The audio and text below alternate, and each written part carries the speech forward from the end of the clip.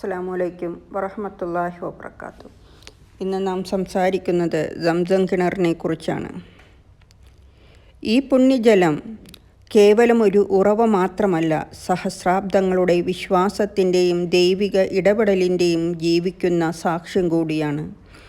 ഏകദേശം 4000 വർഷങ്ങൾക്ക് മുമ്പ് അള്ളാഹുവിൻ്റെ പ്രവാചകനായ ഇബ്രാഹിം നബി അലൈഹിസ്ലാം തൻ്റെ ഭാര്യ ഹാജറ ബീവിയെയും അവരുടെ പിഞ്ചു കുഞ്ഞായ ഇസ്മായിൽ നബി അലൈഹിസ്ലാമെയും അള്ളാഹുവിൻ്റെ കൽപ്പന പ്രകാരം ഈ വിജനമായ മക്ക താഴ്വരയിൽ കൊണ്ടുവന്ന് തനിച്ചാക്കി. കയ്യിലുണ്ടായിരുന്ന വെള്ളവും ഭക്ഷണവും തീർന്നപ്പോൾ ഹാജറ ബീവി തൻ്റെ കുഞ്ഞിൻ്റെ ദാഹമകറ്റാൻ വെമ്പൽ കൊണ്ടു. അവർ സഫാ മർവ എന്നീ കുന്നുകൾക്കിടയിൽ 7 തവണ അങ്ങോട്ടും ഇങ്ങോട്ടും ഓടി. കുഞ്ഞിൻ്റെ ജീവൻ രക്ഷിക്കാനുള്ള അവരുടെ തീവ്രമായ പ്രയത്നം അള്ളാഹു കണ്ടു. ഹാജറ ബീവിയുടെ നിസ്സഹായതയും പ്രതീക്ഷ കൈവിടാത്ത മനസ്സിലും അള്ളാഹു കരുണ ചൊരിഞ്ഞു. അത്ഭുതകരമായ ആ നിമിഷം ഇതാ വന്നെത്തി. ഇസ്മായിൽ നബി അലൈഹിസ്ലാം കിടന്ന സ്ഥലത്ത്, അല്ലെങ്കിൽ മലക്ക് ജിബ്രീലിൻ്റെ കാൽ കൊണ്ടോ ചിറക് കൊണ്ടോ അടയാളം വെച്ച സ്ഥലത്ത് ഒരു ഉറവ പുറപ്പെട്ടു. ഹാജറ ബീവി അത്ഭുതത്തോടെ ആ കാഴ്ച നോക്കി നിന്നു. സംസം, അതായത് നിൽക്കൂ നിൽക്കൂ എന്ന് അവർ ആ ജലധാരയോട് പറഞ്ഞു. അങ്ങനെ ആ പുണ്യജലം സംസം എന്നറിയപ്പെട്ടു. ഈ സംഭവം വെറുമൊരു ജലസ്രോതസ്സിൻ്റെ കണ്ടെത്തൽ മാത്രമല്ല, അള്ളാഹുവിൻ്റെ കരുണയുടെയും പ്രവാചകന്മാരുടെ ത്യാഗത്തിൻ്റെയും അടയാളം കൂടിയാണ്.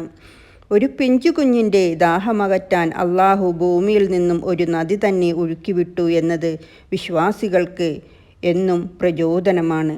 കാലക്രമേണ സംസം കിണർ വിശ്വാസികൾക്ക് ഒരു പുണ്യജലമായി മാറി. ഹജ്ജിനും ഉംറയ്ക്കുമായി മക്കയിലെത്തുന്ന തീർത്ഥാടകർ ഈ ജലം കുടിക്കുകയും തങ്ങളുടെ നാടുകളിലേക്ക് കൊണ്ടുപോകുകയും ചെയ്യുന്നു. ഈ ജലത്തിന് പ്രത്യേക ഔഷധ ഗുണങ്ങളുണ്ടെന്നും ഇത് കുടിക്കുന്നവരുടെ ഉദ്ദേശങ്ങൾ നിറവേറ്റപ്പെടുമെന്നും വിശ്വസിക്കപ്പെടുന്നു. പ്രവാചകൻ മുഹമ്മദ് നബി സല്ലല്ലാഹു അലൈഹി വസല്ലം സംസം ജലത്തെക്കുറിച്ച് ധാരാളം പ്രശംസിച്ചിട്ടുണ്ട്.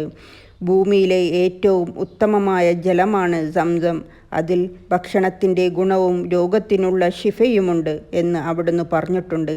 ഇന്നും ആയിരക്കണക്കിന് വർഷങ്ങൾ കഴിഞ്ഞിട്ടും സംസം കിണർ വറ്റാതെ ഒഴുകിക്കൊണ്ടിരിക്കുന്നു എന്നത് അള്ളാഹുവിൻ്റെ വലിയൊരു അനുഗ്രഹമാണ്.